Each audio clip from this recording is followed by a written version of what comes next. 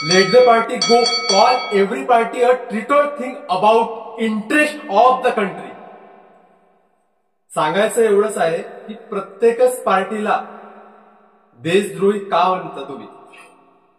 पार्टीचं जाऊ द्या, देशाचा विचार करा. आज दिल्ली येथे जो हल्ला झाला, मेट्रो स्टेशन गेट नंबर 1 या ठिकाणी सिग्नलवर I-20 गाडीमध्ये जो हल्ला करण्यात आला, त्याचा डायरेक्ट आरोप बीजेपीवर केला जातो की यामध्ये सरकारचा हात आहे.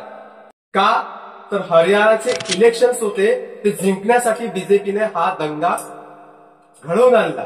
वारे दोगलो. आपल्या इंडियामध्ये एवढे दोगले लोक आहेत भाई, मैं अभी गाली दे सकता हूं, लेकिन आम्ही छत्रपती शिवाजी महाराज यांचा आदर्श मानतो, त्याच्यामुळे तोंडाला थोडं सांभाळतो. अभी आकडे आपको बता रहा हूं. जेव्हा 22 एप्रिल 2025 मध्ये काश्मीर या ठिकाणी पर्यटन स्थळावर जेव्हा पर्यटकावर हल्ला केला, तेव्हा सुद्धा तुम्ही सरकारलाच दोष दिला. त्याच्यानंतर पुलवामा 14 फेब्रुवारी 2019 जेव्हा हल्ला झाला, तेव्हा सुद्धा तुम्ही सरकारलाच दोष दिला. त्या ठिकाणी निष्पाप जीवाचे बळी गेले, तरी सुद्धा तुमचा अजेंडा तोच. तेव्हा तुमची देशभक्ती जागत नाही. कारण काही काही लोक तर असे बोलतात की त्या ठिकाणी जो काश्मीरमध्ये जो पर्यटन स्थळावर झाला पर्यटकांवर, तर काही लोक बंदूक मारत होते आणि काही लोक नाटक करत होते म्हणजे झोपण्याचा. का विचारधारणा है तुमची. ठीक है, ये बात है ना, बीजेपी ने करवाया ना, तो मैं अभी आपको कांग्रेस के भी आंकड़े बताता हूं.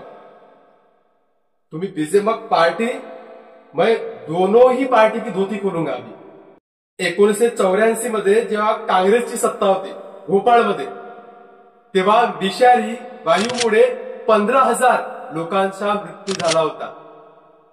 त्याच्यानंतरचे आकडे बघा. 27 नोव्हेंबर 2008 मध्य प्रदेशमध्ये इलेक्शन चालू होता. 29 नोव्हेंबर 2008 दिल्लीमध्ये इलेक्शन चालू होता. 2 डिसेंबर मिझोराममध्ये चालू होता. 4 डिसेंबर राजस्थानमध्ये इलेक्शन चालू होता. आणि हा काळ होता 2008. आणि तेव्हाच 26/11चा अटॅक झाला होता 2008.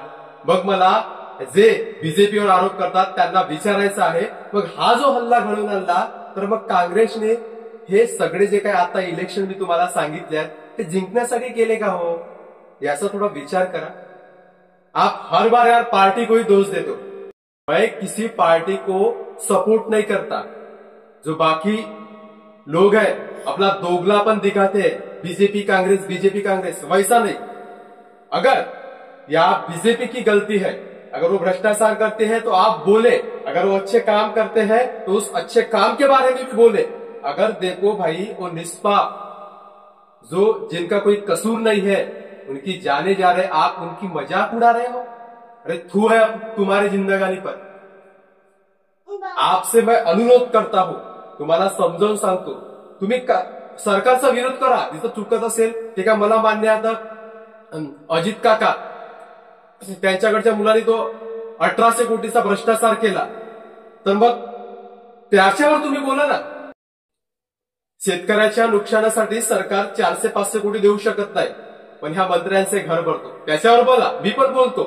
पण आजपर्यंत जे काही देशामध्ये झालेले दंगे आहे, त्यासाठी इस्लामिक जे काही संघटना आहेत त्याच जबाबदार आहेत, असं तुम्ही स्पष्टपणे बोलूच शकत नाही. कारण की तुमचा जो अजेंडा आहे तो साध्यच होणार नाही. दम नाही आहे भाई. जेव्हा माझ्या देशातल्या ह्या निष्पाप जीवाचे बळी जातात, त्याचा तुम्ही मजाक बनवू नका, एवढंच सांगतो. जय हिंद, जय महाराष्ट्र, जय शिवराय.